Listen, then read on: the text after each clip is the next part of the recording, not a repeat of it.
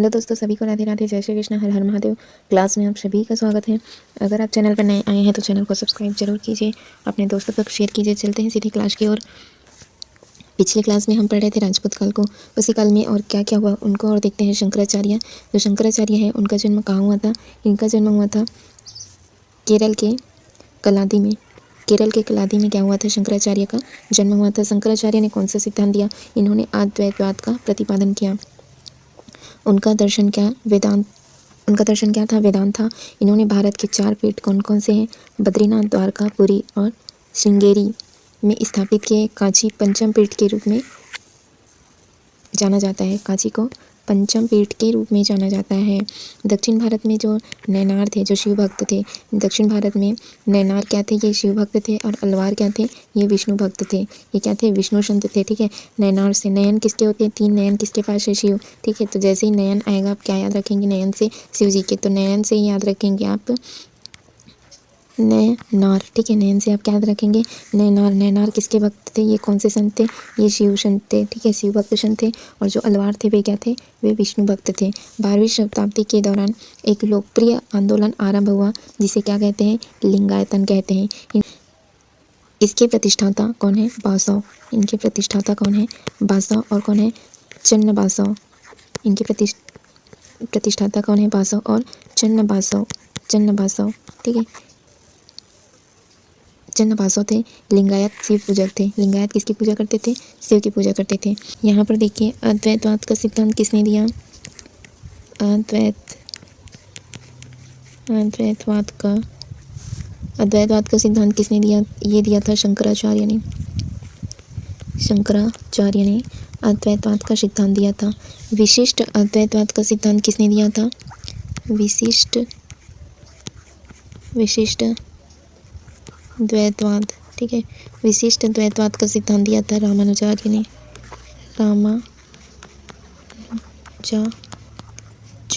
रामानुजाचार्य ने क्या दिया था? विशिष्ट अद्वैतवाद का सिद्धांत दिया था। और एक सिद्धांत था द्वैतवाद का। द्वैतवाद का सिद्धांत किसने दिया था? द्वैतवाद का सिद्धांत दिया था माधवाचार्य ने।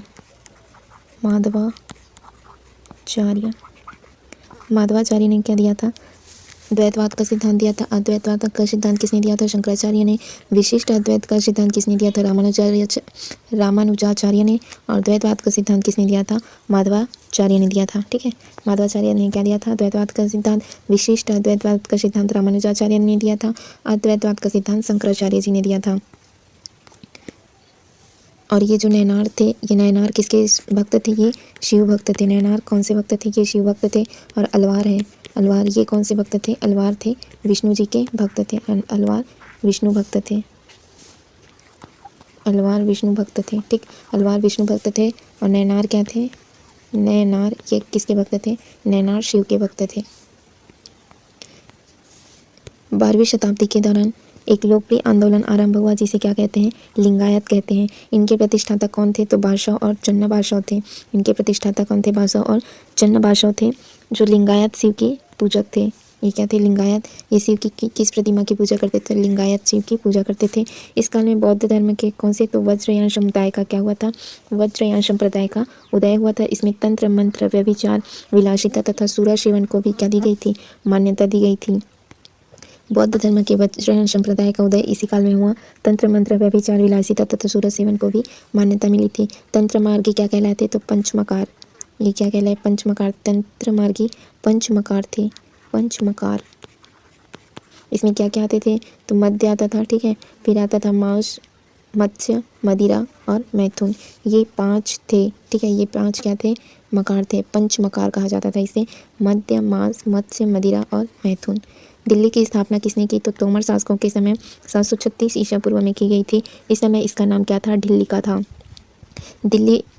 दिल्ली की स्थापना किन शासकों के समय की गई? तो ये तोमर शासकों के समय की गई। तोमर शासकों के समय कब की गई? 736 ईसा पूर्व पर। दिल्ली पर किस शासक ने सबसे पहले शासन किया? दिल्ली पर तोमर शासकों ने सबसे पहले शासन किया। इस समय दिल्ली का नाम क्या था? ढिल्ली का था। इस समय उसका नाम क्या था? ढिल्ली का था। होयसलेश्वर मंदिर किसकी मंदिर है? तो ये शिव जी की मंदिर है। होयसलेश्वर मंदिर किसकी मंदिर है? किसका मंदिर है? शिव जी का मंदिर है।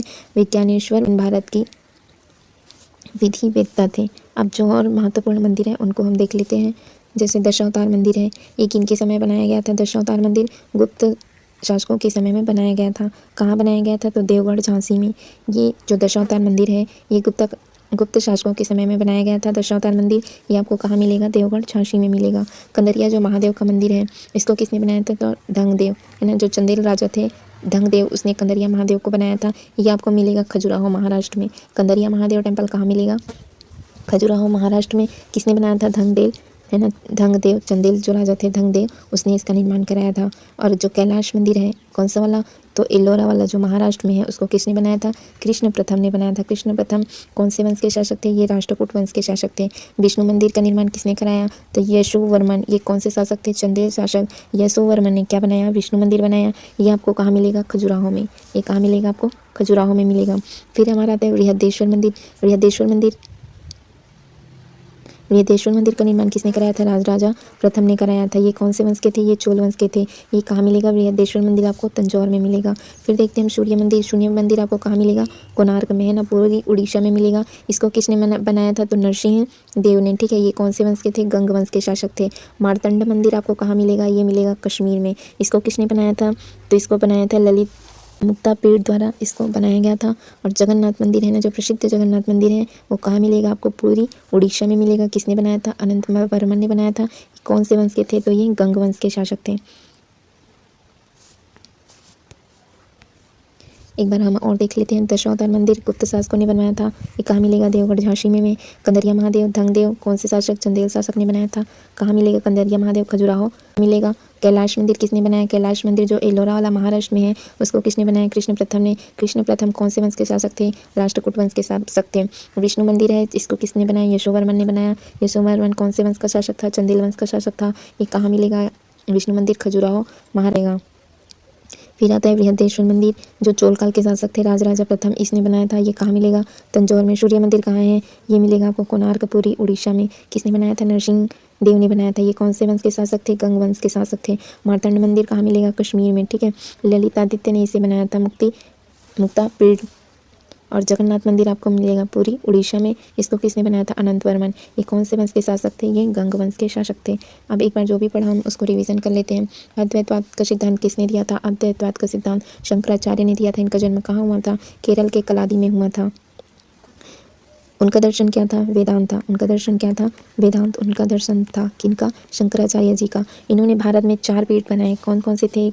बद्रीनाथ था, द्वारिका था, पुरी था और श्रृंगेरी था। और 5वें नंबर का कहाँ बनाया था? 5वां पीठ कांची में। ठीक है, पंचम पीठ कांची पंचम पीठ के रूप में माना जाता है। दक्षिण भारत में जो शिव भक्त थे है ना, नैनार क्या थे? शिव भक्त थे। अलवार क्या थे? विष्णु भक्त थे। विष्णु भक्त क्या थे? अलवार। विष्णु भक्तों को कहा जाता था अलवार और शिव भक्तों को कहा जाता था नैनार। इसी तरह हमने क्या देखा था? जो विशिष्ट अद्वैतवाद का सिद्धांत किसने दिया था? विशिष्ट अद्वैतवाद का सिद्धांत दिया था। विशिष्ट अद्वैत का सिद्धांत किसने दिया था?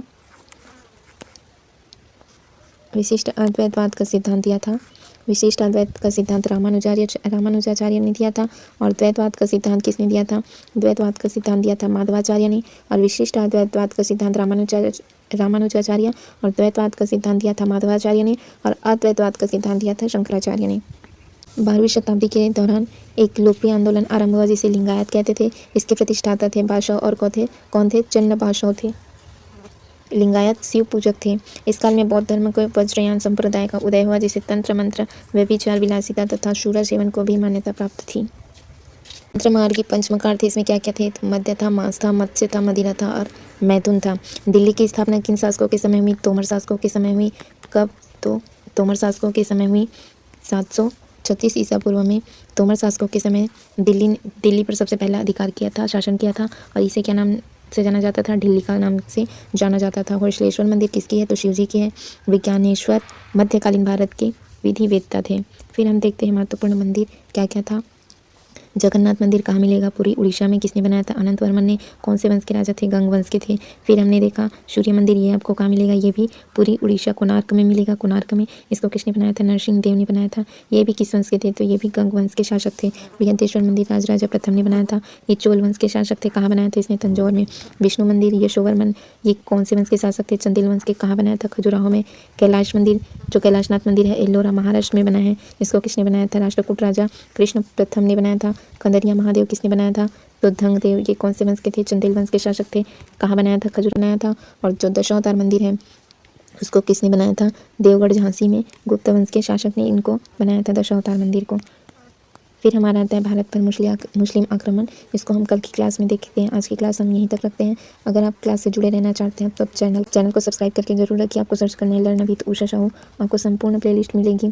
ठीक है, किसकी किसकी मिलेगी? तो सीडीपी की प्लेलिस्ट मिलेगी आपको। इसी तरह अगर आप जियोग्राफी पढ़ना चाहते हैं तो आपको जियोग्राफी की क्लास मिल जाएगी, हिंदी की क्लास आपको पूरी प्लेलिस्ट मिल जाएगी। आप सर्च कीजिए लर्न विद उषा साहू, आपको कंप्लीट क्लासेस मिल जाएगी। आप चैनल से जुड़े रहने के लिए चैनल को सब्सक्राइब करके जरूर रखिए। आज की क्लास यहीं तक रखते हैं। Thank you friends, thank you all.